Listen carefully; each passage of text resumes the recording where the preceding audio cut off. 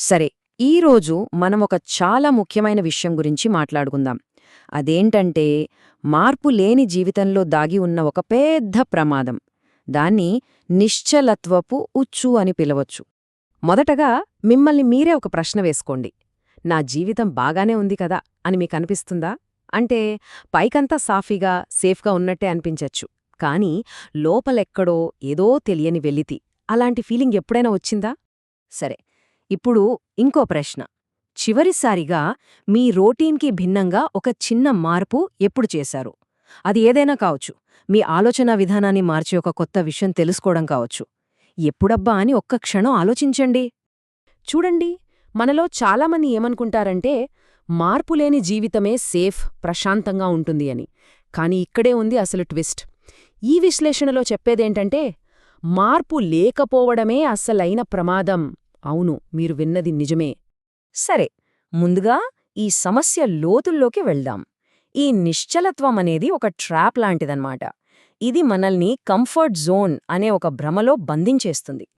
ఇప్పుడు చూడండి, ఎంత మంచి పోలిక ఇది. నిలిచిపోయిన నీళ్లు ఎలాగైతే పాచిపట్టి, వాసనొచ్చి వాటి విలువను కోల్పోతాయో, అచ్చం అలాగే ఎలాంటి మార్పులేని జీవితం కూడా నెమ్మదిగా తన సారాన్ని, తన విలువను పోగొట్టుకుంటుంది.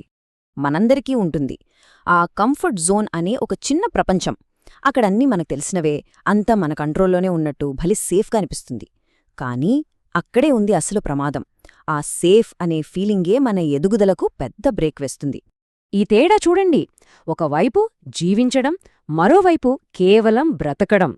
కంఫర్ట్ జోన్లో ఉంటే మనం కేవలం బ్రతుకుతామంతే. అక్కడ ఎదుగుదల ఉండదు, కేవలం రొటీనుంటుంది. కొత్త అనుభవాలు ఉండవు, ఉన్నవే రిపీట్ అవుతాయి. యాక్టివ్గా ముందుకు వెళ్లడం కాకుండా ప్యాసివ్గా ఉండిపోవడమన్నమాట. అందుకే గుర్తుంచుకోవాల్సిన విషయమేంటంటే, ప్రతి మార్పు ఒక కొత్త అవకాశానికి తెరిచిన తలుపులాంటిది. మనం అక్కడే కదలకుండా కూర్చుంటే ఆ డోర్ మనకోసం ఎప్పటికీ తెరుచుకోదు. అంతే సింపుల్. సరే, మనం కదలకుండా ఒకే చోట ఉండిపోతే ఏం జరుగుతుంది? మన లోపల నెమ్మదిగా ఒక విషయం మొదలవుతుంది. మనసులో ఒక మార్పొస్తుంది. అదే భయం. మనం ప్రతిరోజూ ఒకేలాంటి జీవితాన్ని గడిపితే మనకు తెలియకుండానే మనలో ఒక భయం పెరిగిపోతుంది. కొత్తగా ఏదైనా ట్రై చేయాలంటేనే భయం వేస్తుంది. ఆ రొటీనే మనకొక జైల్లా తయారవుతుంది. ఆ భయం ఎంత పెద్దదవుతుందంటే చాలా ఈజీగా వేయగలిగే ఒక చిన్న అడుగు కూడా దాటలేని పెద్ద కొండలా కనిపిస్తుంది. చిన్న విషయమే పెద్ద సమస్యలా భయపెడుతుంది. అయితే ఇక్కడొక ముఖ్యమైన విషయం గుర్తుంచుకోవాలి.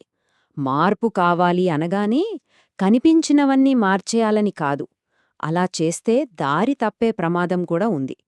మనకు కావాల్సింది మార్పు, కాని అది సరైన మార్పయ్యుండాలి. సరే, బానే ఉంది. మరి నిశ్చలత్వమనే సైకిల్ నుంచి బయటపడ్డమెలా? దానికి పరిష్కారం ఏంటి? సమాధానం మీరనుకున్నంత కష్టమేమీ కాదు. చాలా సింపుల్, మనం చెయ్యగలిగేదే. ఇదిగో ఈ 3 సింపుల్ స్టెప్స్ చూడండి. మొదటిది, ప్రతిరోజూ ఏదో ఒక చిన్న మార్పు. ఆఫీస్కి వెళ్లే దారి మార్చడం లాంటిది. రెండవది, ఏదైనా ఒక కొత్త స్కిల్ నేర్చుకోవడం. అది చిన్నదే కావచ్చు, వంట కావచ్చు, కొత్త లాంగ్వేజ్ కావచ్చు. మూడవది, కొత్తగా ఆలోచించడం స్టార్ట్ చేయడం. అంతే. ఈ చిన్న చిన్న మార్పులే మార్పు అంటే మనలో ఉన్న భయాన్ని నెమ్మదిగా పోగొడతాయి. ఇక్కడ మనం అర్థం చేసుకోవాల్సిన అసలు పాయింట్ ఇదే. ఈరోజు మనం చేసే ఈ చిన్న మార్పులే అన్నీ కలిసి భవిష్యత్లో ఒక పెద్ద మార్పుకు కారణమవుతాయి. ఈ చిన్న అడుగుల పవర్ని అస్సలు తక్కువ అంచనా వెయ్యొద్దు. ఓకే, ఇప్పుడు మనం ఈ విశ్లేషణలో చాలా పవర్ఫుల్ పాయింట్కి వచ్చాం. ఫైనల్ వార్నింగ్ అనుకోవచ్చు.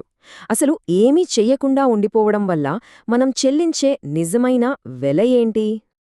మార్పు లేకపోవటం అనేది సైలెంట్ కిల్లర్ లాంటిది. అది వెంటనే మనకు ఏ డేంజర్ సిగ్నల్స్ ఇవ్వదు. అంతా బాగుంది, అంత సేఫ్గానే ఉంది అనిపిస్తుంది.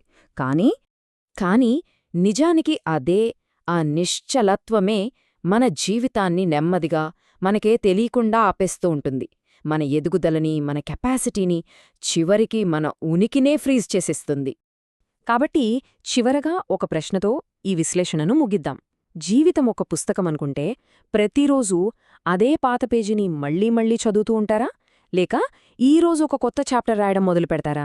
నిర్ణయం మీ చేతుల్లోనే ఉంది.